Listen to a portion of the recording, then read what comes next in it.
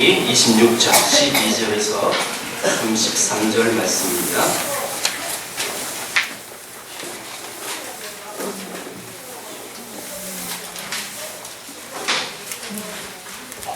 창세기 26장 12절에서 33절 말씀 한 절씩 교독하겠습니다.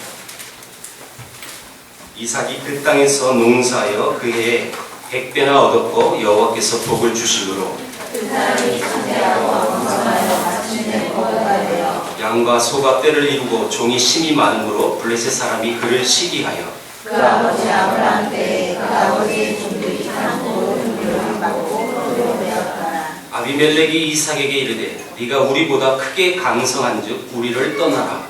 이삭이 그곳을 떠나 그랄 부자에게 정원을 주고 거기 거류하며 그 아버지 아브라함 때에 팠던 우물들을 다시 팠으니 이는 아브라함이 죽은 후에 블레셋 사람이 그 우물들을 메었음이라. 이삭이 그 우물들의 이름을 그의 아버지가 부르던 이름으로 불렀더라.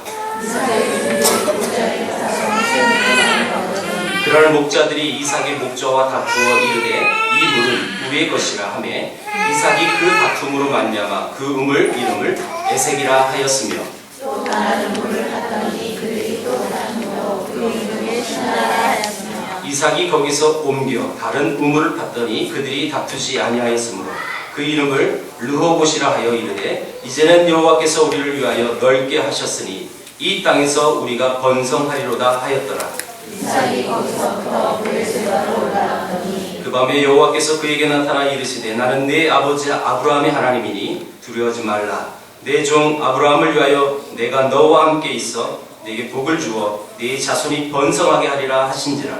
이삭이 그곳에 제단을 쌓고 여호와의 이름을 부르며 거기 장막을 쳤더니 이삭의 종들이 거기서 우물을 받더라. 아비멜렉의 그 친구 아우삭과 군대 장관 비골과 더불어 그랄에서부터 이삭에게로 온지라. 이삭이 그들에게 이르되 너희가 나를 미워하여 나에게 너희를 떠나게 하였거늘 어찌하여 내게 왔느냐. 그들이 이르되 여호와께서 너와 함께 계심을 우리가 분명히 보았으므로 우리의 사이 곧 우리와 너 사이에 맹세하여 너와 계약을 맺으리라 말하였노라.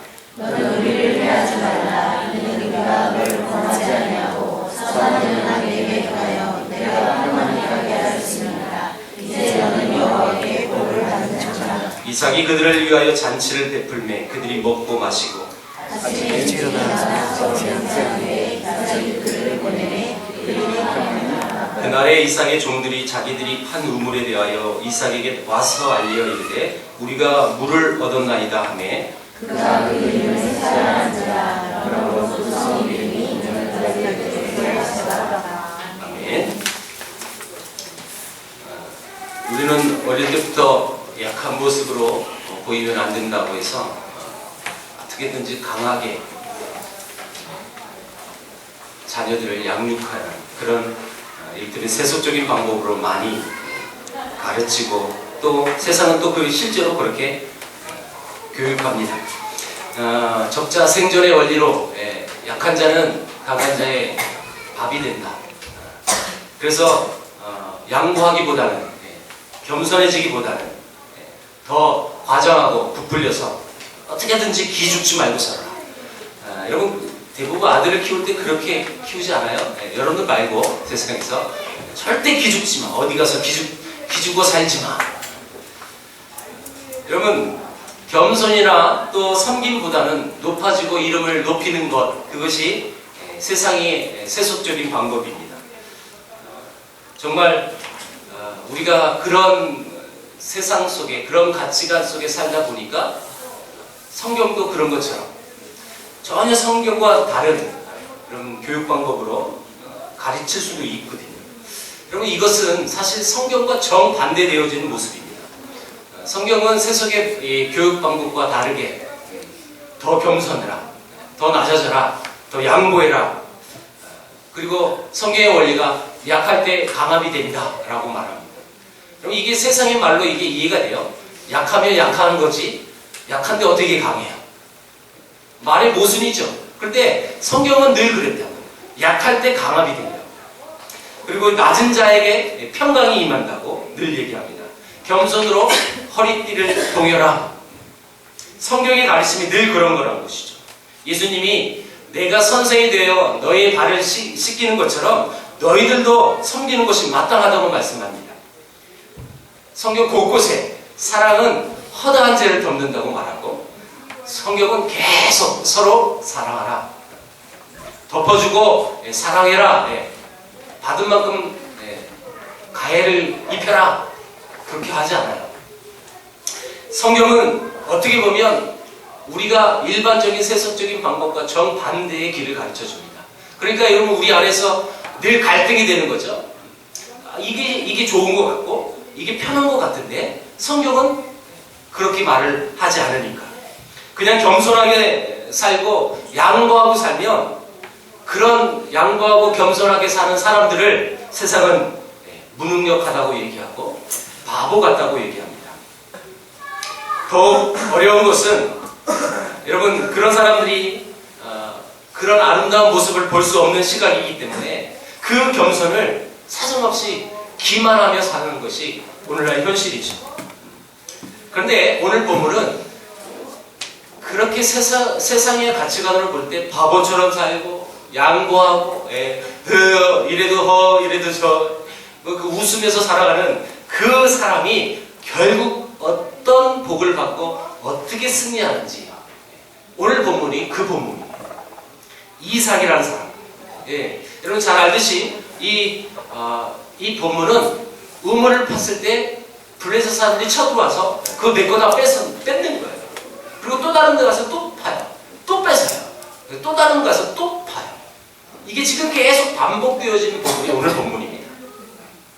근데 이 주신 본문이 이 세상을 살아가는 우리 크리스찬들이 이길 수 있는 방법을 제시하고 있다는 거예요.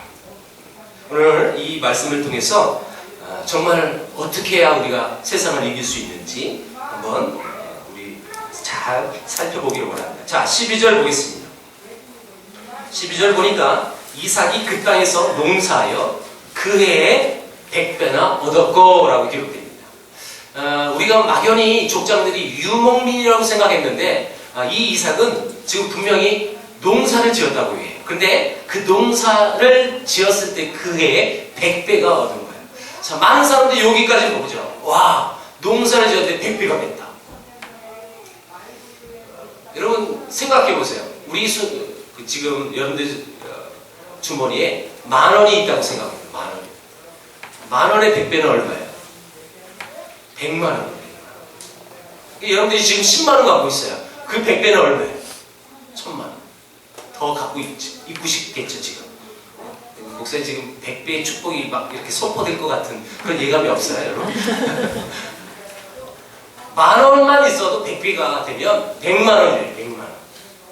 엄청난 축복이에요, 엄청난 축복. 그래서 많은 사람들이, 나도 이삭처럼 하나님 100배 결실을 맺게 해주세요 라고 기도를 많이 하죠. 근데 거기까지만 보는 게 문제라는 거예요. 자, 보세요. 다시 성경 보세요.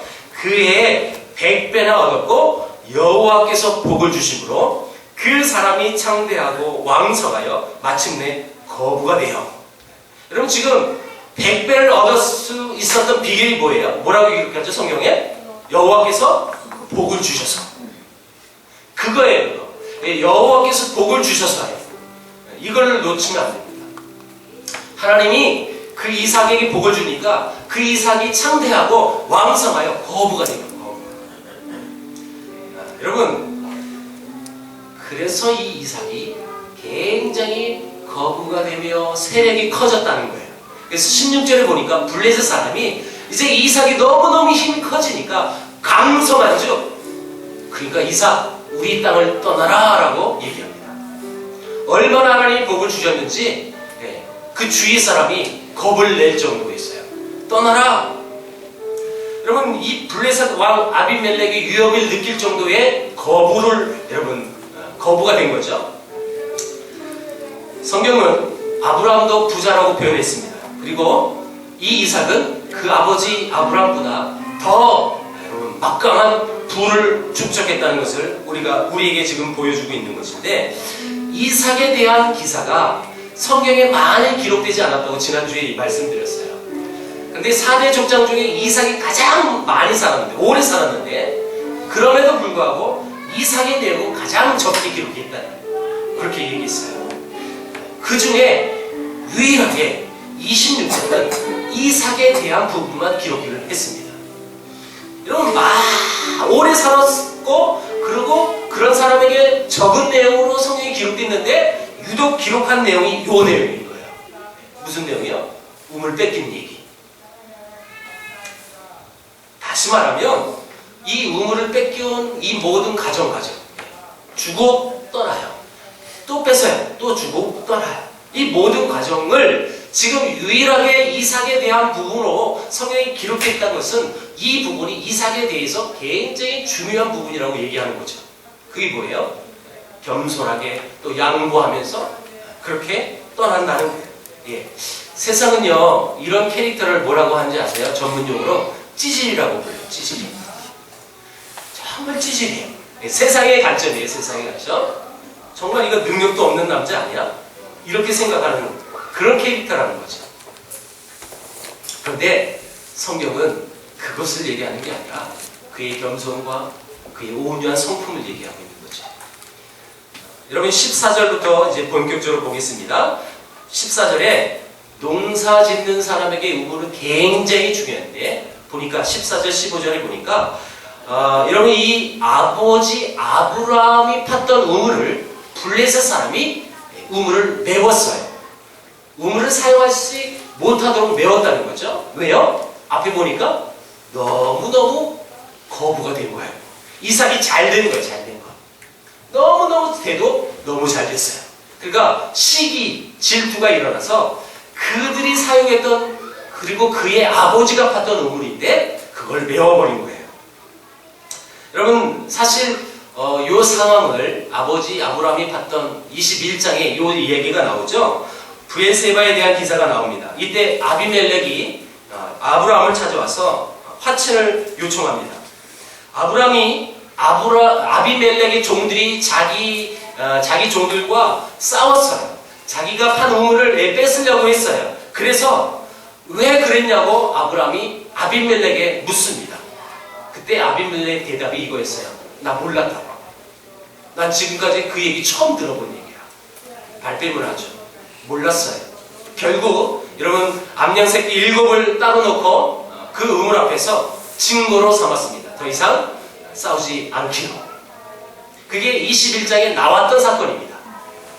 그리고 지금 두 번째, 먼 훗날 아브라함 때는 그 당시에는 우물을 메우는 그런 사건이 없었는데 지금 아브라함이 죽고 나서 그 이삭의 세력이 더 커지니까 그로 인해 위협을 느꼈던 블레셋 사람들이 그 우물을 메워요. 여러분 우리가 지금 여기서 강조할 것이 뭐냐면 이삭이 이런 상황을 무력으로 대처할 만한 충분한 힘이 있었다는 겁니다. 여러분 아까 봤어요. 16절에 너무너무 강성해서 위협을 느낄 만큼 그래서 떠나라 라고 말했어요. 그 정도로 이삭은 그 우물을 메운 사건에 대해서 무력으로 행사할 수 있는 힘이 없었던 게 아니라 있었다는 게 있어요. 이게 지금 이 본문의 핵심을 우리가 봐야 되는 겁니다. 이 점을 분명하게 인식하면서 이 사건을 보시는 것이 너무너무 중요합니다. 더구나 목축을 하고 농사를 짓는 사람에게 물이 얼마나 중요한 겁니까? 물 없으면 여러분 농사 못해요. 물 없으면 사람도 못 살고요. 물 없으면 가축도 못 살아요. 굉장히 중요한 거예요. 이거는 생사가 달렸다. 그렇게 볼 수도 있는 부분입니다. 그런데 그들의 시기로 우물을 막아버린 거예요. 못 쓰게. 여러분 18절부터 22절 그 다음 사건이 일어납니다. 여러분 18절에 쭉 나오는 그 얘기는 아버지 아브라함이 팠던 그 우물을 아버지가 불렀던 이름 그대로 아들이 그 이름을 불렀다고 얘기합니다. 그러자 그날 목자들이 와서 그 우물을 여러분 자기 것이라고 이삭의 목자들과 서로 다투기 시작합니다. 이 물은 우리의 것이라고. 이건 억지죠. 아브라함의 우물의 소유권이 분명히 있었거든요. 그래서 분명히 그 앞에 선친께서 여러분 이 우물의 소유권에 대한 맹세를 했단 말이에요. 암양새끼 7을 앞에 놓고. 그런데 그들이 와서 때를 쓰는 거예요. 때를 써요. 여러분 이것은 혼자만의 문제는 아니에요. 왜냐하면 이삭은 지금 자기 식솔들이 수백 명 있단 말이에요. 자기 혼자 양보해서 그냥 더러니까 니들 가져. 그런 문제가 아니라 자기의 온 가족의 생사가 달려있는 문제예요. 그럼에도 불구하고 그는 그 다툼이 일어나니까 다른 곳 가서 우물을 팝니다. 자, 20절 보겠습니다. 19절, 20절을 같이 보겠습니다. 19절, 20절. 자, 시작. 이삭의 종들이 골짜기를 파서 샘 근원을 얻었더니 그날 목자들이 이삭의 목자와 다투어 이르되 이 물은 우리의 것이라 하매 이삭이 그 다툼으로 말미암아 그 우물 이름을 에색이라 하였으며. 예.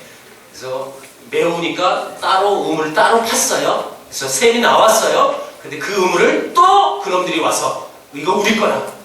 싸웠어요. 그래서 그 우물 이름을 에색이라고 불렀는데 에색이란 뜻이 다툼이란 뜻이거든요. 다퉜어요. 그래서 그 이름을 에색이라고 불렀어요. 자, 그 다음 사건 21절 다 같이 읽어봅니다. 21절 시작. 또 다른 우물을 팠더니 그들이 또 다툼으로 그 이름을 신나라 하였습니다. 다퉈서 그 우물을 주고 또 다른 곳에 가서 또 우물을 팠어요. 그러니까 또 와서 또 다퉜어요. 그 이름을 신나라고 불렀는데 이건 적대감이라는 뜻을 갖는 단어랍니다. 자, 여러분 이 상황에서 이삭은 어떤 마음을 가졌을까요? 야, 이것 봐라. 내가 계속 양보하니까 이것들이 계속 달려드네. 역시 사람이 착하면 안 돼. 순에 빠지면 안 돼. 어떤 분들이 제게 몇 번 그런 얘기 했어요. 목사님은 순에 빠져서 목회를 할 수 있을는지 모르겠다. 그게 믿어져요, 여러분? 나만 웃기는 얘기고. 그렇죠? 순에 빠지면 양보하면 세상의 가치관은 사람을 얕보고 그래서 더 많이 탈취하려고 하고 더 많이 뺏으려고 하는 것이 세속의 방법이에요, 사실. 여러분, 이삭이 바볼까요? 그거 몰랐을까요? 내가 양보하니까 계속 이놈들이 더 달려드는구나. 에이, 이제 더 이상 양보 안 하겠다. 이렇게 하지 않았다는 거예요. 그 다툼이 일어나니까 여러분 또 일어나요. 자, 22절입니다. 시작. 이삭이 거기서 옮겨 다른 우물을 봤더니 그들이 다투지 아니하였으므로 그 이름을 르호봇이라 하여 이르되 이제는 여호와께서 우리를 위하여 넓게 하셨으니 이 땅에서 우리가 번성하리로다 하였더라. 이삭은요 또 옮겼어요. 또 다른 사람들과 또 가축들을 데리고 다른 곳에 이주해서 다른 곳에 우물을 또 팠습니다. 여러분 여기에 성도의 삶을 볼 수가 있다는 거예요. 이런 똑같은 상황이 벌어지면 저 같으면 한 3번째는 포기했을 것 같아요. 여러분들은 어땠을 것 같아요? 한번 생각해 보세요. 나 같으면 어땠을까? 역시 순에 빠지면 안 돼. 대부분 사람들이 그렇게 반응했을 거예요. 그런데 이삭은요, 우리에게 지금 본을 보여주고 있는 거예요. 또 다른 곳에 가서 우물을 팠어요. 근데 그 우물을 팠을 때는 더 이상 다투지 않았대요. 그리고 그 우물 이름을 르호봇이라고 불렀어요. 자, 그 정리해봅니다. 제가 주보에 여러분 그 문제를 매주 이렇게 내잖아요. 근데 여러분 오해는 하지 마세요. 여러분들이 설교를 잘 들었느냐 테스트하기 위해 문제를 내는 게 아니라 그 문제 내는 의도가 하나 있어요. 이걸 보면 이 본문의 스토리가 이렇게 쭉 흘러간다라는 것을 의도하기 위함이에요. 물론 목장 모임을 나누는 계기도 됩니다. 목장 나눈 것도 마찬가지예요. 여러분 목장 모임의 모임 속에 문제 읽고 답말하는 게 목장 모임이 아니에요, 여러분. 다시 한번 제가 강조합니다. 자, 누구 읽고 대답해 주세요. 제가 그걸 여러 번 봤어요. 근데 그런 모임이 아니라 그것을 통해서 여러분들이 조금 더 말씀이 이해하기 쉽게끔 하나의 도구로 드린 거고요. 그 말씀이 나에게 어떤 은혜로 다가왔습니다. 이게 더 중요한 겁니다, 여러분. 그걸 나누셔야 돼요. 제대로 오늘 못 들으셨네요. 그게 아니에요. 여러분 1, 2, 3, 4 이렇게 번호가 저기 적어놨죠? 자, 첫 번째가 뭐예요? 아버지가 팠던 아브라함의 우물을 블레셋 사람이, 그런 사람이 메꿨어요. 그쵸? 그게 첫 번째 사건이에요. 그래서 또 다른 곳에 갔어요. 그래서 또 우물을 팠는데 그놈들이 또 와서 또 싸워요. 그 이름을 뭐라고 불렀다고요? 에색이라고 불렀어요. 그래서 또 다른 곳에 가서 또 팠어요. 근데 또 와서 또 다퉜어요. 그 이름을 신나라고 불렀고요. 그래서 또 다른 곳에 또 팠어요. 네 번째. 그게 뭐예요? 르호본. 근데 여기서 더 이상 싸우지 않았다는 거예요. 이게 주 스토리예요. 여러분, 오늘 본문 주 내용이 이거예요. 요 네 개의 흐름만 보면 딱 이해가 쉬운 겁니다. 네, 우물을 메웠고요. 에색, 신나, 르호봇이라 불렀다는 거죠. 그래서 저는요, 대학원 공부할 때 이렇게 외웠어요. 이렇게 헷갈리거든요, 사실. 이렇게 대학원 시험에 여기 가로가 있어요. 첫 번째 그 우물 이름을 뭐라고 하였으면 그게 공 맞히는 거예요. 에색, 신나, 뭐 다른 거 이름 쓰고 네 개 중에 하나 찍는 게 대학원 문제예요, 사실. 그래서 이런 건 헷갈려요. 그럼 이걸 순서대로 외워야 헷갈리지 않거든요. 그래서 저는 이렇게 외웠어요. 네, 이거는 보너스입니다. 보너스. 에색, 신나, 르호본. 저는 우리 집에 애가 셋이에요. 그래서 우리 집에 애가 셋이 있는데 애 셋이서 신나게 싸웠어요. 어떻게 해요? 뭐 때문에요? 로봇 때문에. 저는 그렇게 외웠어요. 이러면 우리 머릿속에 잊혀지진 않아요. 이걸 연상법이라고 해요. 연상법. 그래서 연상법으로 외운 것들은 정말 오래 가요. 네. 다시요. 애 셋이서 신나게 로봇 때문에 싸웠어요. 그리고 마지막에 로봇 여기 왔을 때는요, 다투지 않았어요. 그렇게 이렇게 이해됐어요. 저는. 자, 그럼 여러분들도 이해가 쭉 됐죠? 이게 오늘 본문이에요. 자, 그렇다면 이 본문 속에 우리가 이해할 것이 무엇일까요? 여러분, 사실 결국은 이삭이 승리한가요? 그렇죠?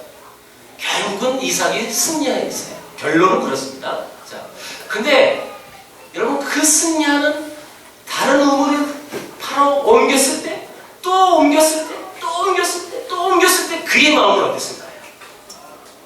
쉬웠을까요? 결코 쉽지는 않았을 겁니다. 여러분 이 싸움은 결코 어려운 싸움이에요. 결코 쉬운 건 아닙니다. 정말 어려운 싸움을 싸웠습니다. 충분히 자기의 힘으로, 능력으로 그들과 대치할 수 있는 능력이 있었음에도 불구하고 그것을 사용하지 않았어요. 수치를 당하며 모욕을 당하며 계속 옮겼습니다. 근데 결국 승리했다는 거예요. 이게 세상을 이기는 방법이라는 거예요. 이럴 경우 미숙하고 철이 없는 사람들은 그런 행동을 보고 더 기고만장해서 사태를 정확히 보는 사람들은 그런 사람들에게 사실 이런 상황을 두고 두려움을 느낄 수밖에 없는 거예요. 야, 뭔가 다르구나. 정말. 뭔가 저에게 있다. 이걸 느끼면서 정말 두려운 마음이 들 정도라는 거예요. 이따가도 얘기하지만 결론이 뭐예요? 이 모든 승리를 봤던 아비멜렉 왕이 네가 이겼다. 우리가 화친 맺자. 왜요? 두려웠거든요. 그럼 이 이삭이 양보하면서 계속 다른 우물을 팔 수 있었던 근거가 뭘까요? 근거가. 도대체 이삭은 그런 수모와 그 어려움이 있었음에도 불구하고 왜 다른 곳에 가서 우물을 팔 수 있었을까요? 뭔가 있었으니까 이삭이, 뭔가 믿는 게 있었으니까 그랬을 거예요. 그렇죠? 뭘까요 도대체? 오늘 본문을 보면 11절에 그 말이 나와요. 여호와께서 복을 주심으로. 여호와께서 복을 주심으로 자기의 능력과 자기의 힘으로 사실 100배의 소출을 얻을 수가 없었거든요. 하나님이 함께 하셔서 내가 이 모든 거부가 될 수 있었던 배경은요, 하나님이었어요. 이삭은 이걸 붙들고 있었던 거예요. 그러니까 옮기면서도 아무런 다툼이 없이 그것을 피할 수가 있었어요. 뿐만 아니라 23절, 24절에 보면 이 사건이 마무리되고 이삭이 브에세바로 올라갑니다. 브에세바. 사실은요, 그랄 골짜기보다 브에세바가 지대가 낮은 지역이에요. 사실 표고가 차이가 사실 그랄이 더 높았어요. 브에세바가 낮았대요. 근데 내려간다고 얘기해야 되는데 올라간다고 했어요. 그 이유는 그곳에 예배를 하기 때문이에요. 예배를. 그래서 그런 이런 하나의 단어도 성경에 의미를 있게끔 씁니다. 올라갔다. 근데 나중 사건이지만 그 나중에 하나님께서 이삭에게 말씀한 내용 24절에 나와요. 자, 같이 읽어봅니다. 24절 시작. 그 밤에 여호와께서 그에게 나타나 이르시되 나는 네 아버지 아브라함의 하나님이니 두려워하지 말라. 내 종 아브라함을 위하여 내가 너와 함께 있어 내게 복을 주어 네 자손이 번성하게 하리라 하신지라.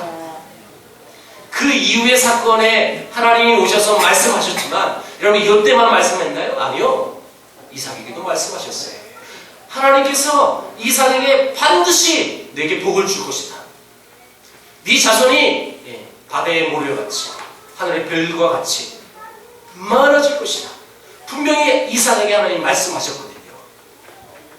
여러분 다시 말하면 이 이삭이 그렇게 계속 옮길 수 있었던 근거는 하나님의 말씀을 붙들고 있었기 때문이에요. 그 말씀을 믿고 있었기 때문이에요. 그래서 그것을 모든 것을 감당할 수가 있었습니다. 결국은 승리할 거라는 거예요. 결국은 그 다툼에서 그 싸움에서 내가 이길 거라는 거예요. 그것을 확신이 있었기 때문에. 여러분 한번 예를 들어보세요. 여러분들이 정말 불안한 나의 앞날이 있어요. 그런데 이 불안한 앞날이지만 결국 나는 어디에 꼬린되고 어떤 일들을 할 것이다 라는 확신이 있으면 비록 내 앞의 시간들이 불안함을 느낄 수가 있겠지만 확신이 그 안에, 정답이 그 안에 있다면 더 이상 불안하지 않아요. 아니 불안할 필요가 없는 거예요. 그렇죠? 왜요? 정답이 있는데요. 확실한 나의 길이 있거든요. 그러니까 불안하잖아요. 여러분 우리가 창세기 강의하기 전에 사도행전을 쭉 강의했어요. 기억하십니까? 사도 바울이 그렇게도 로마를 가려고 했어요. 왜요? 그게 하나님 비전이거든요. 그래서 그렇게 애를 썼지만 잘 열리지 않았습니다. 그러나 그는 로마에 갈 것을 확신했어요. 그러니까 여러분 로마로 가던 도중에 어마어마한 태풍을 만나요. 이번에 필리핀에 불었던 태풍만큼 셌나 봐요. 정말 다 죽을 수도 있었어요. 그런데 이 바울은 여러분 두려워하지 않았습니다. 불안하지 않았습니다. 오히려 그 불안한 이 배 안에 있는 사람에게 위로를 줘요. 너희들은 나 때문에 살 수 있다고. 왜요? 자기는 로마에 가야 되는 것을 확신하고 있었어요. 여러분 내가 로마에 가는 것이 확신이 있으니까 요 어려움 속에서 내가 죽지 않을 것이라는 확신이 있는 거예요. 그러니까 그들에게 그렇게 위로를 해줄 수가 있는 거죠. 자, 정리해보세요. 내 앞날이 불안하지만 그럼에도 불구하고 확실한 나의 갈 길이 정해져 있다. 확실한 정답이 내게 있다. 라면 더 이상 불안하지 않아요. 그러니까 이런 어려움이 있어도 넉넉히 이겨낼 수가 있는 거예요. 이게 이삭이 지금 했던 행동이라는 것입니다. 자, 이 사건을 통해서 하나님이 멋있게 여러분 완전히 역전시키는 장면이 마지막 장면이에요. 자, 우리 보겠습니다. 본문 28절입니다. 그 다음 사건인데요. 이게 뭐냐면 아비멜렉 왕이 이삭에게 나중에 와서 한 말입니다. 다 같이 읽어볼게요. 시작. 그들이 이르되 여호와께서 너와 함께 계심을 우리가 분명히 보았으므로 우리의 사이 곧 우리와 너 사이에 맹세하여 너와 계약을 맺으리라 말하였노라. 이 사건의 결말이 이거예요. 아비멜렉 이방왕이 와가지고요 여호와께서 너와 함께 계심을 우리가 분명히 봤다는 거예요. 분명히 봐서 야 하나님이 너와 함께 했는데 내가 너를 어떻게 이겨내겠느냐는 거예요.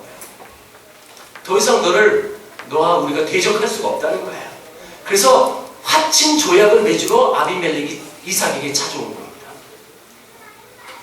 여러분 생각해보세요. 지금 이삭은 한 거는요 없어요. 이것밖에 없어요. 바보같이 양보한 것밖에 없어요. 바보같이 찌질이처럼 도망가는 것밖에 없었어요. 그게 세속의 관점이거든요. 그쵸? 이삭이 아무것도 한 거 없어요. 그냥 그들이 와서 뺏으면 뺏기고 가서 또 파고 또 뺏기면 또 가서 또 파고 이게 이삭이 한 일이에요. 그런데 이삭이 그것만 했는데 결론이 뭐냐는 거예요. 이방 사람이 하나님이 너와 함께 계신 걸 우리가 분명히 봤다. 이것을 나타내게 해주는 거예요. 그게 고백이에요. 그게 고백. 그리고요 29절이에요. 같이 읽어봅니다. 29절 시작. 너는 무리를 해하지 말라. 이는 우리가 너를 범하지 아니하고 선한 일만 내게 행하여 네가 평안히 가게 하였음이니라. 이제 너는 여호와께 복을 받는 자리라. 이방 사람이요, 세상 사람이요, 여러분들을 보고 이렇게 얘기하는 거예요. 당신 정말 하나님의 복을 받은 사람입니다. 내가 보니까 하나님이 당신과 함께 하고 있습니다. 근데요, 우리가 뭘 했다고요? 세속의 관점에 봤을 땐 양보하고 바보처럼 하면서 살아갔어요. 그런데 그게 다가 아니라는 거예요. 결론은 이런 삶을 살아간 사람이 세상을 이길 수 있다는 것입니다. 너무 다르지 않아요? 세속적인 방법과 성경에서 말하는 방법은 너무 달라요.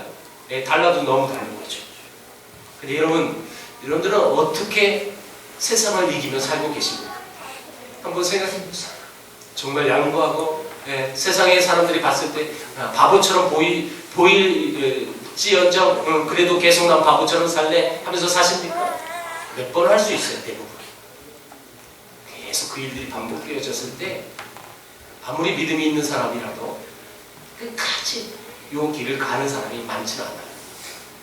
근데 저는 여러분들에게 이 하나님께서 오늘 우리에게 주신 이 본문을 통해서 그럼에도 불구하고 여러분이 세속의 관점에 바보처럼 살지만 그 양보가 우리 주님께서 이 땅을 살아가는 방법이라는 그 길이라는 것을 깨닫고 늘 양보, 늘 겸손, 낮아짐으로 인하여 결론으로 여러분이 승리하는 여러분들에게 주의로 주거든요. 그게 세상의 방법이에요. 제가 책을 보면서 이 한 여인을 보게 됐어요. 1879년 4월 달에 황해도 개성에, 그 당시는 경기도 개성이었습니다. 지금은 황해도지만 경기도 개성에 한 여자가 태어납니다. 이 집안은 딸이 많이 태어났나 봐요. 이 딸이 태어나니까 또 실망했어요. 여러분 아시죠? 그러면 딸의 이름을 이상하게 짓는 거예요. 이 이름은 정말 특이했어요. 포기. 너를 보는 거 정말 더 이상 포기할 수밖에 없다. 그래서 이름이 주포기예요. 주포기. 배추포기도 아니고 주포기. 이 여인은요 너무 불쌍하게 살아갑니다. 아버지는 자기가 어렸을 때 가출해서 얼굴도 못 봤어요. 나중에 오빠는 청년전일 때 또 가출해서 얼굴도 못 봤어요. 문제는 외할머니, 어머니 밑에서 사는데 외할머니는 무당, 엄마도 무당. 가대로 신을 접해가지고 무당으로 살아가는 집안이에요. 근데 여러분 이 무당 딸은 또 여러분 괄시천대 문화예요. 이게 우리 문화입니다. 무당 딸이라고. 이 여인은 너무너무 불쌍하게 살아가요. 그런데 우리나라에 이제 청일 전쟁이 우리나라에서 일어나잖아요. 청나라하고 일본이 전쟁이 터졌다는 소문 때문에 이런 소문이 급속도로 퍼졌대요. 일본 군들이 여자를 붙잡아간다.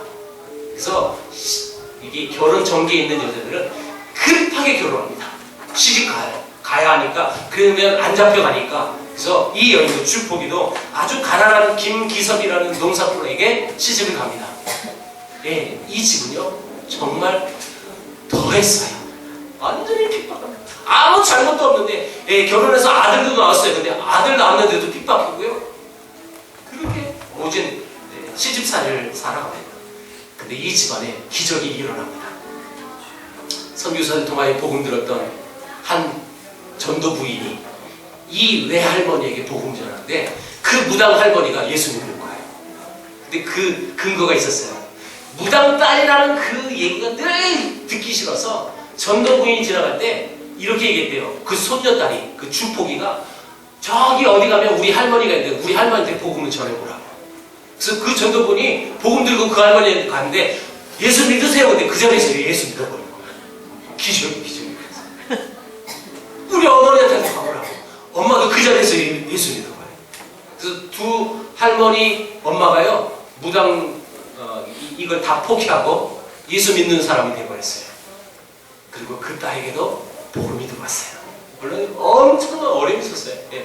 다 여러분 중간에 생략하고 결국 이 할머니, 엄마, 본인 다 무당으로 살아갔던 집인데 예수 믿어요. 왜냐하면 이 주포기도 사실 여러분 그 영향이 있어가지고 막 귀신 들린 그런 일들이 있었어요.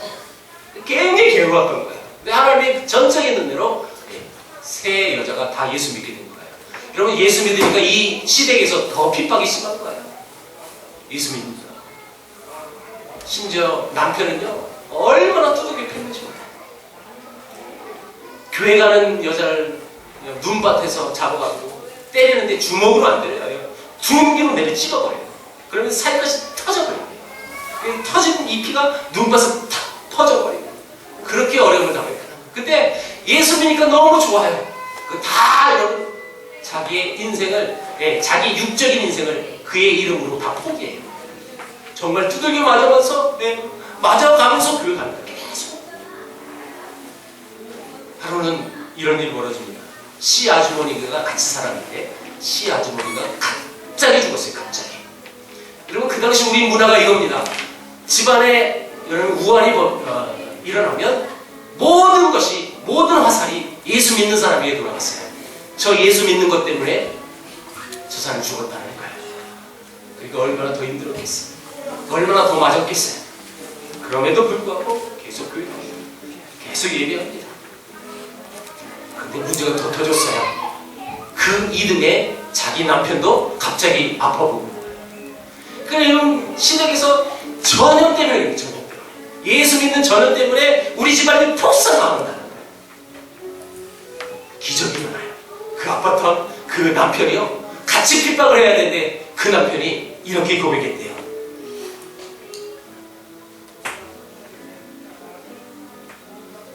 그 남편이 죽기 전에 내가 너무도 당신을 학대하고 하나님께 죄를 지은 까닭에 몸이 이같이 아픈 모양이니 나도 오늘부터 예수를 믿겠어.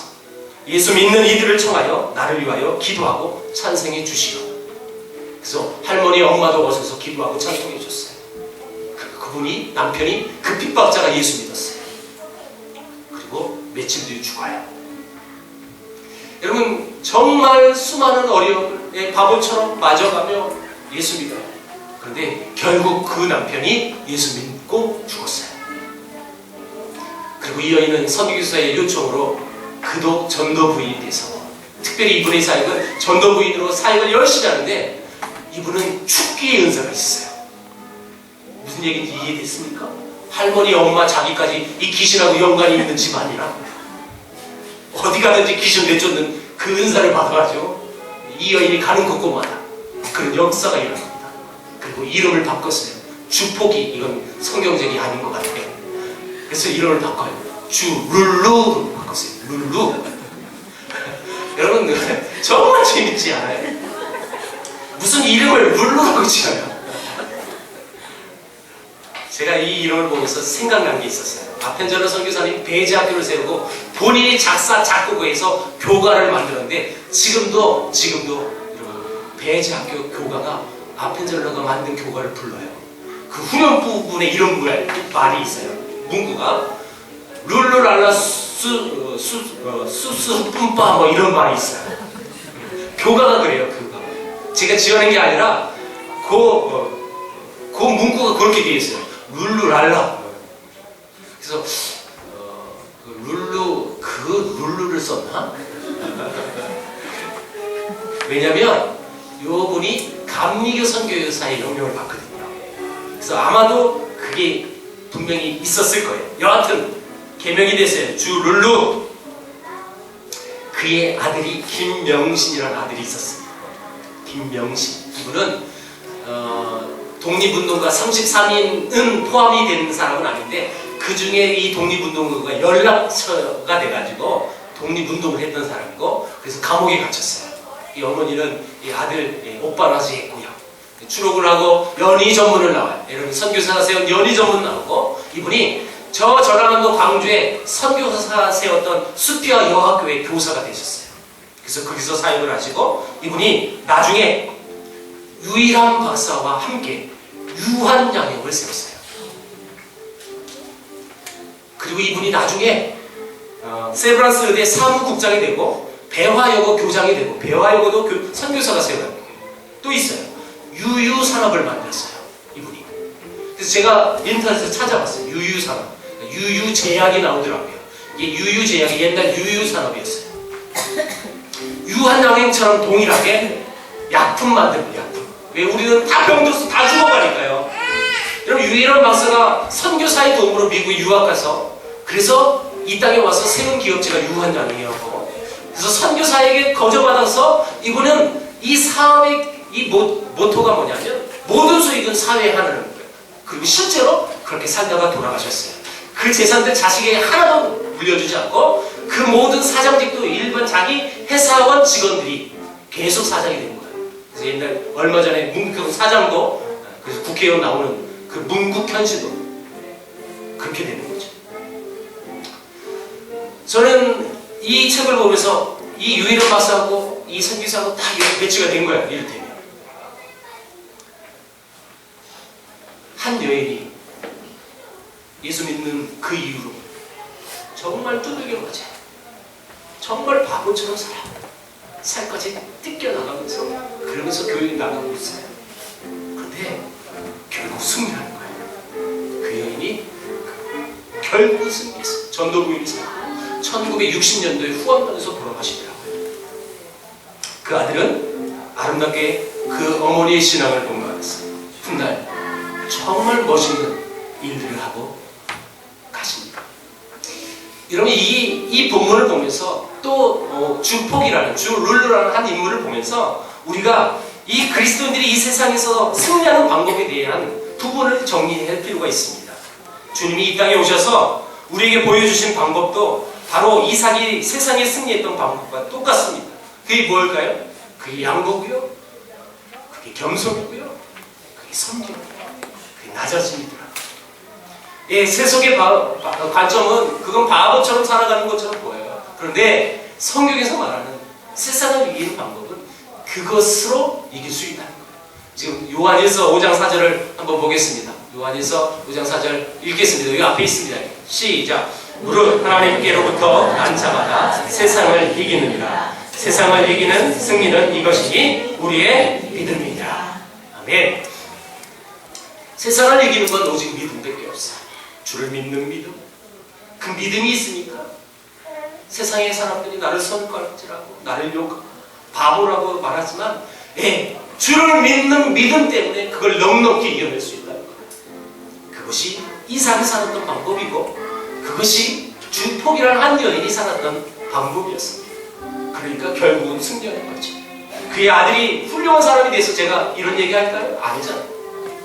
그의 영혼과 그의 가정이 예수 믿는 가정이 된다는 거예요. 결국 승리하는 거예요. 사랑하는 성도 여러분, 더 이상 우리가 이삭을 바보 같다라고 말할 수 없을 것입니다. 성도는 바로 이삭처럼 살아가야 합니다. 그리스도는 이런 겸손의 극치 또 사랑의 극치를 우리에게 보여주셨습니다. 그런 예수 그리스도의 뒤를 따라 낮은 자의 모습으로 살아갈 때 하나님은 그와 함께 계십니다. 생각해보세요. 아비멜렉의 왕이 와가지고 내가 너를 봤는데 하나님이 너와 함께 하시면 우리가 분명히 보았다라고 외치는 거예요. 여호와께서 너에게 복을 주셨다고 이방 사람이 지금 얘기해 주는 거예요. 우리도 이렇게 낮은 모습으로 살아가면 하나님의 말씀을 믿고 믿음으로 살아가면 세상 사람들이, 여러분들의 지인들이, 여러분들의 가족들이 여러분을 보고 하나님이 너와 함께 하심을 분명히 보았다라고 고백할 수 있을 것입니다. 여러분, 이런 고백받는 저와 여러분들에게 주의 이름으로 축원드립니다. 기도하겠습니다. 하나님 아버지 감사합니다.